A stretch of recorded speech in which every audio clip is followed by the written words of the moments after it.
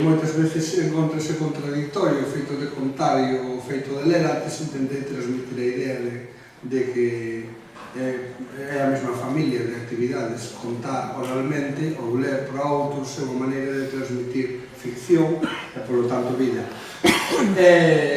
Comentando isto, eu teño un conto que pode parecer un pouco moralista de unha vez que vamos roubar a unha casa abandonada e eu roubo libros e os meus acompañantes unha pistola, e como a min non me vai tan mal como a eles, ou polo menos teño menos tiros no cráneo do que acabaron tendo eles, e falo de que hai unha escolla na vida no momento en que te decides entre escoller roubar un libro ou roubar unha pistola. Por eso é pertinente, non? Si vas a facer dunha persoa intimidatida ou se te vas a facer unha persoa de acción. Pero despois todos os contos que conto teñen que ver ca leitura, porque son ficción.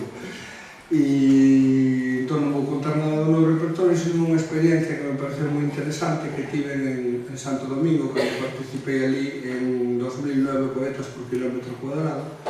Entón, tiñamos o equipo pagado por España, tiñamos unha furgoneta, unha vanete de 9 prazas que nos levaban desde o hotel ao Centro Cultural Español onde traballábamos, e tiña un señor Antonio, un taxista que nos conducía a un lado e máis ao outro, e entón eu preguntei ao señor por que no mapa de Santo Domingo aparecía tantos museos de ámbar, se había realmente unha importancia cultural do ámbar en Santo Domingo. Ele dixo que sí, non me entendemos ben, non?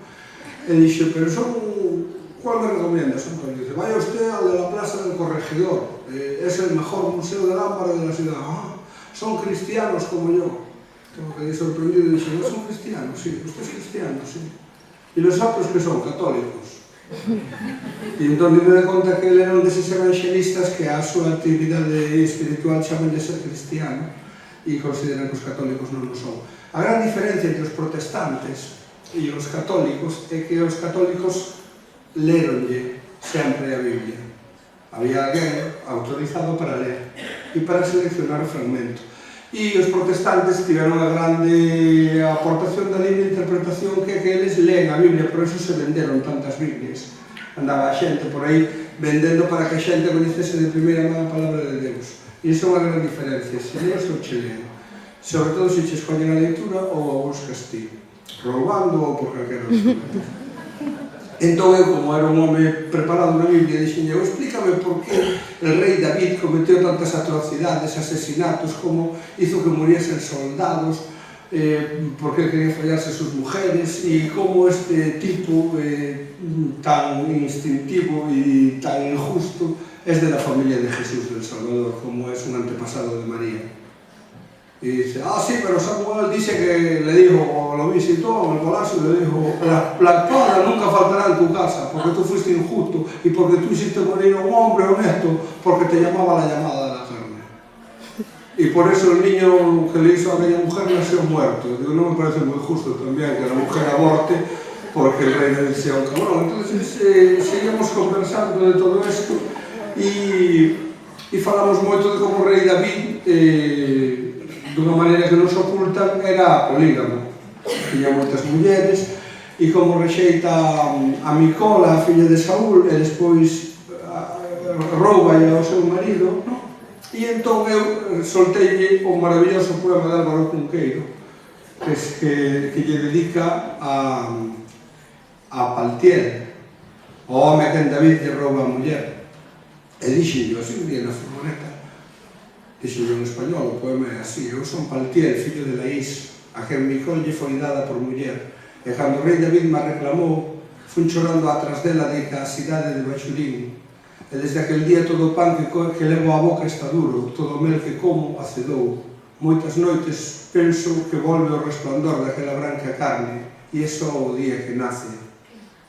Eu son Paltiel, fillo de Laís, a quen Micol lle foi dada por muller, e as miñas lágrimas ficaron para sempre no libro, en Samuel 2, capítulo 17, versículos do 27 ao 31. E un anxo do Señor soprou as miñas lágrimas e converteu-nas en sal.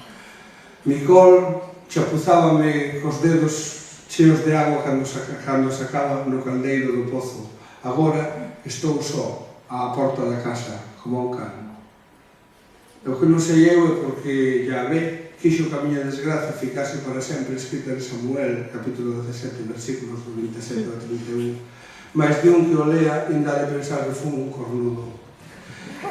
E a ele pareceu-lhe maravilloso este poema, que o é, na miña opinión, non recitei no mal, cambiei de orden algúns versos, pero resiste completamente o estilo bíblico no que Cunqueiro escribiu este poema. E entón, o día que nos íamos, estábamos baixando as malas, estaban esperando para nos levar ao aeroporto, había unha chea de taxistas na parada e con eles conversaba Antonio, o noso chofer, e veu-me buscar, e dixo, ven aquí, e levou-me ao pé dos taxistas, que eran todos cristianos, e rodearonme e dixo, este es el hombre que sabe la palabra. E eu quedei así, e dixo, que pasa, Antonio? Dígale la historia de Paltiel. Eu recitei o poema de Cunqueiro a aqueles taxistas evangelistas do Caribe, e ao final un deles dixo palabra de Dios.